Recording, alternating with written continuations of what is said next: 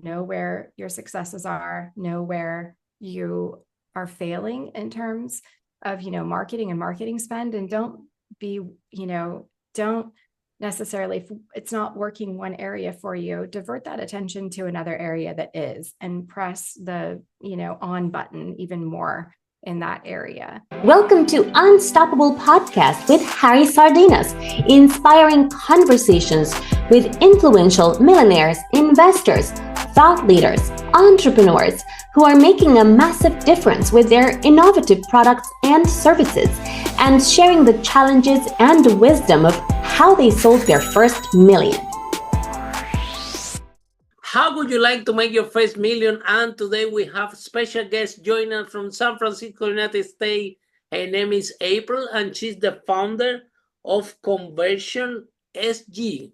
So tell us, Apryl, what are the 5 steps to make your first million? Well, thank you, Harry. What I really like to focus on is making sure that you have like a really great funnel. And that starts with step 1, which is really mapping out the customer journey. A lot of folks do this maybe in hindsight, back looking after they already have some sort of customer journey. But if you're starting out, mapping out what you want that experience to look like from the very beginning is probably the best place that you can start. And that gives you kind of like the key touch points along the way where you want to create a customer experience. The key there that I like to tell folks is to focus on what emotion that you want your brand to really help make your customers feel.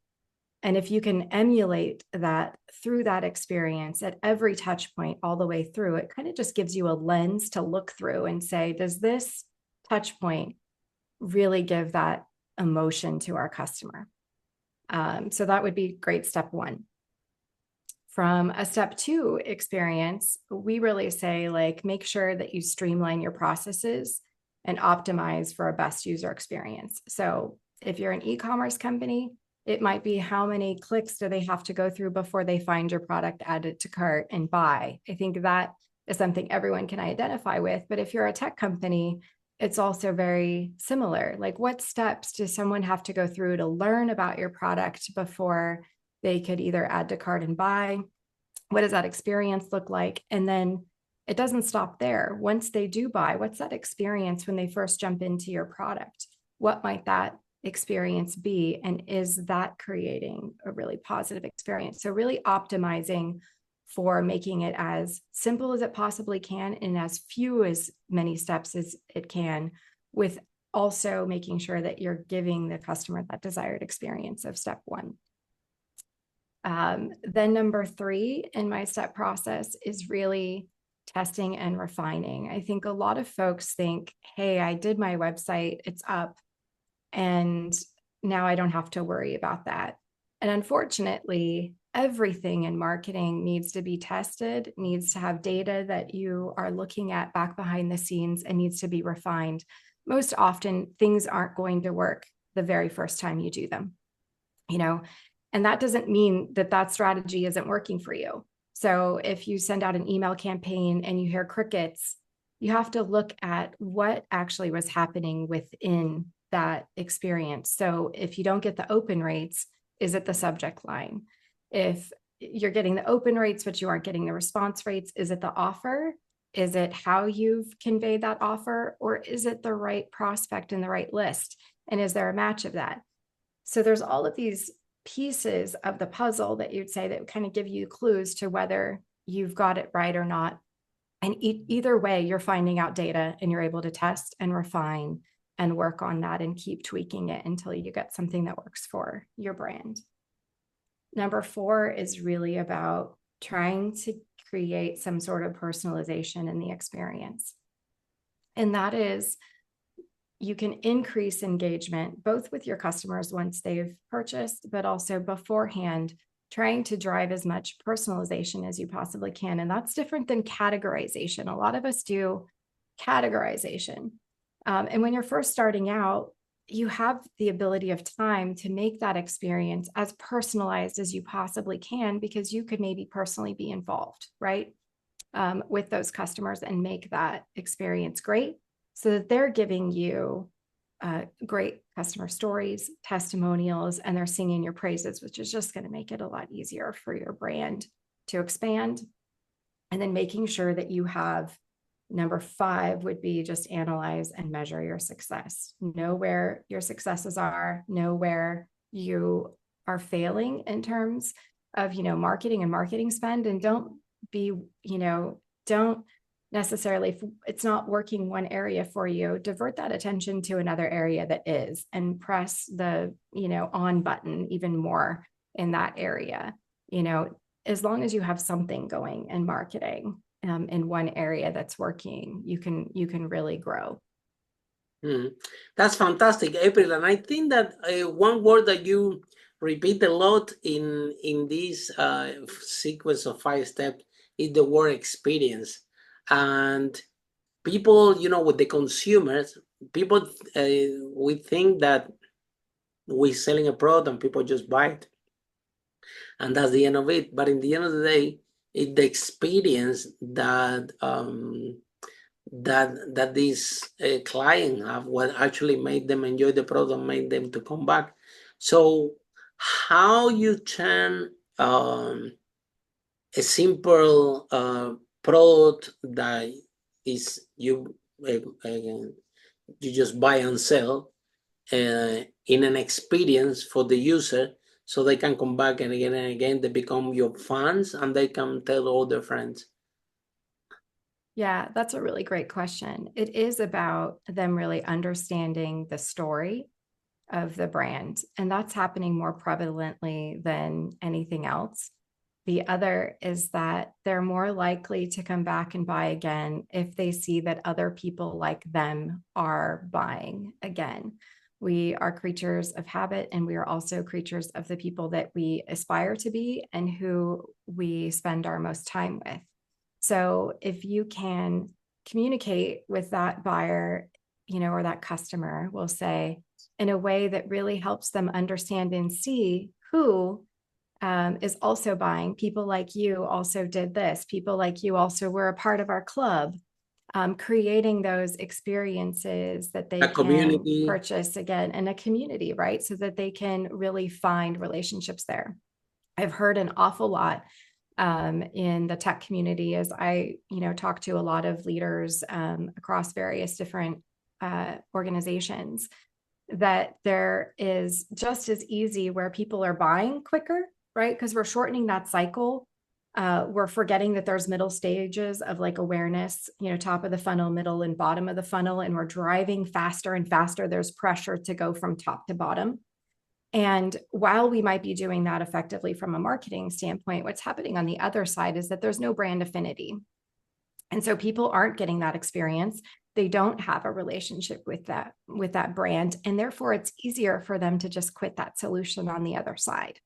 And so we're seeing churn driving up. Or to switch to the competitor, to a cheapest things. And yeah, that's right. Because you've mostly been competing on, likely at that point, price or an offer or a pressure for them to at least try it. No pressure, just go ahead and try it. So they do. And then churn, is able to increase when that experience, my step 1, that user experience or customer journey doesn't really work out very well for them. And they don't feel like loved by the brand, and they don't get that big, shiny hug at the end of it.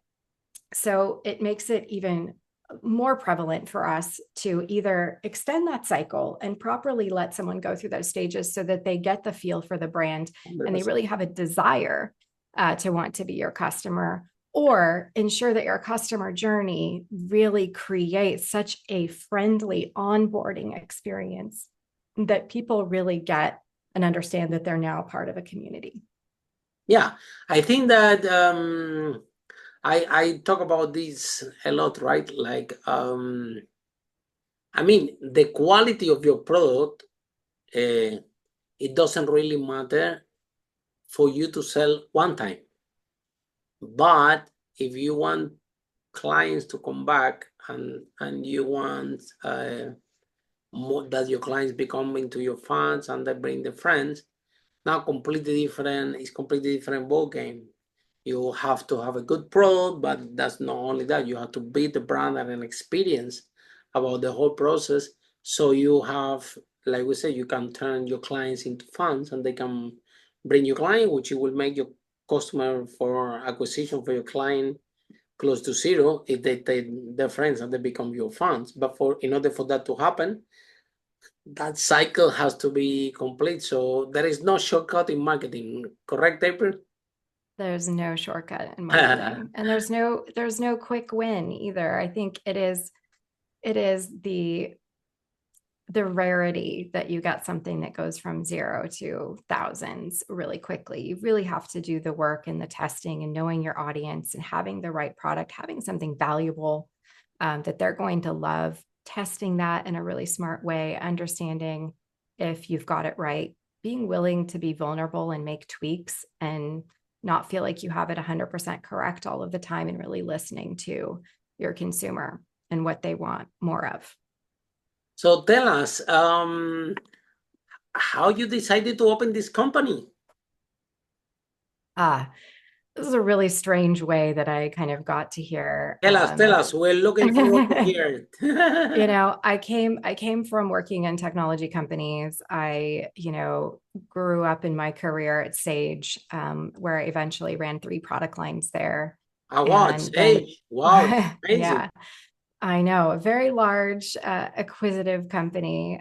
So I really learned so much in that experience, and got to work with not only some phenomenal leaders, but also some phenomenal women leaders, which Sage had a great number of women leaders as part of, their culture, which was not the norm during that time. And so then I went out into their channel. I worked for their largest reseller in the US. I ran sales, marketing, customer success, helped launch some practices while I were there, and ran a partner magazine as well that we launched, and learned just so much during that time about marketing, and really got to get into content and SEO. I was one of the first users of HubSpot during that time. So I really kind of grew with HubSpot's journey to watch them into the wonderful company that they are today. And then I wanted to kind of like get out of the ERP space because I had spent so much of my career there. I wanted to learn about AI. So I kind of jumped over to Bloomreach, where I ran their advisory team, working with some of the top brands in the world like Staples, Gap, Neiman Marcus, Albertsons, Williams-Sonoma, you name it.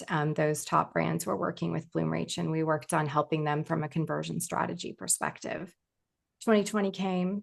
I was a little burnt out, like I think a lot of people were, and decided to kind of take a pause on my corporate career and go into coaching. So I got my coaching certification. I got certified in hypnosis, neurolinguistics programming, to really help entrepreneurs do that.